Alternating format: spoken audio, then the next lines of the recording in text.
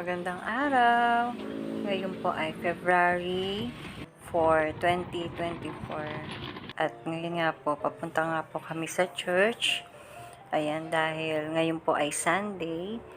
So, tayo po ay a-attend ng worship. Magpo-worship po tayo. At ayan nga po, dahil ako po ay Sunday school teacher ngayon. So, chinek ko po yung mga rooms, kung okay na po ba yung aircon. Chine-check ko po kung malamig na siya.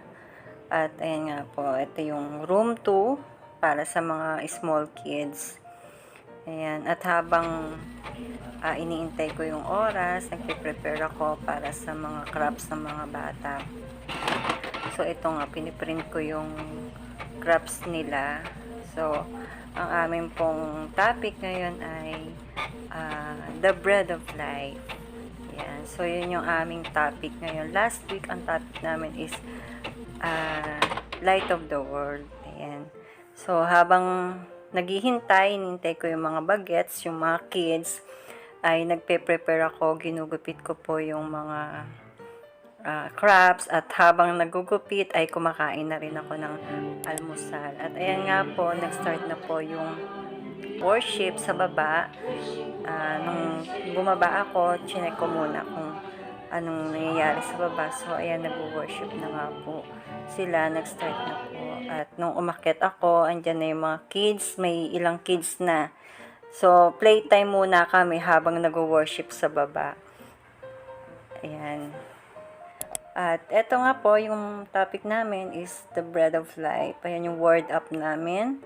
Ito yung memory verse namin. At eto nga po yung crops na ginawa kong sample para makita ng mga kids yung mga, kung paano gagawin yung crops nila. Ayan, so nag-start na kami ng aming lesson. Yan nga po, una nag-pray muna kami.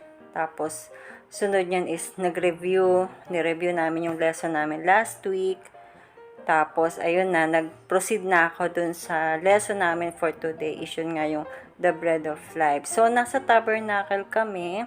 At yung topic namin is Jesus in tabernacle. So, every part of tabernacle, ito po ay tumutukoy kay Jesus. So, napakagandang topic nitong tabernacle. At kami nga po ay nasa pang-anim na part. So, yung mga kids, pinaglalaroan nila yung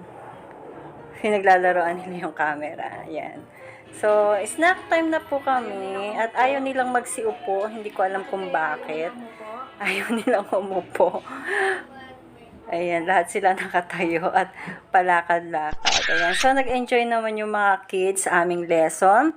At talagang sinisigurado ko na every lesson namin is magtatapos ito doon sa gospel na kung saan si Jesus is namatay para sa ating mga kasalanan, para tubusin tayo sa ating mga kasalanan, at para tayo ay iligtas sa ating mga kasalanan. Siya ay namatay at muling nabuhay. So, yun po, lagi nag-e-end yung aming topic. So, ayan na po, uwian na. So, see you next week mga kids. Salamat sa pag-attend. At nakakatuwa na mga batang ito is masisipag silang umattend. Ayan, wala nga po yung iba mga absent sila. Siguro may mga lakad, gano'n. Minsan naman sobrang dami. At ngayon nga, 7 lang sila. Doon sa kabilang room yung mga, ito sila seekers, yung iba naman seedlers. At yung seedlers kanina is 9 sila. Ayan. At syempre, after nung magturo, cleaning time. Though, naglinis naman din yung mga kids, yung mga malalaking kids. Pero syempre, kailangan likumin yung ibang mga gamit, like yung mga pinagkainan nila, yung mga baso. At syempre, konting linis-linis. Though, yung mga chairs, inayos na ng mga bata. Tapos yung mga crayons, niligpit na nila. Yan. So, linis-linis, walis-walis lang. Konting linis-linis lang, konting walis. Yan. Tapos, malinis naman na siya. At yan nga, lunch time na. So, yung mga staff is nag-usap-usap na mag-lunch muna bago umuwi. Ayan. Ayan. So, after ng pag-worship, after ng pagsaserve kay Lord, ayan. So, kainan muna. Ayan. At yan nga, nag-enjoy kami sa aming lunch. At yan, uwian na. Ayan, thank you Lord sa paggabay sa amin.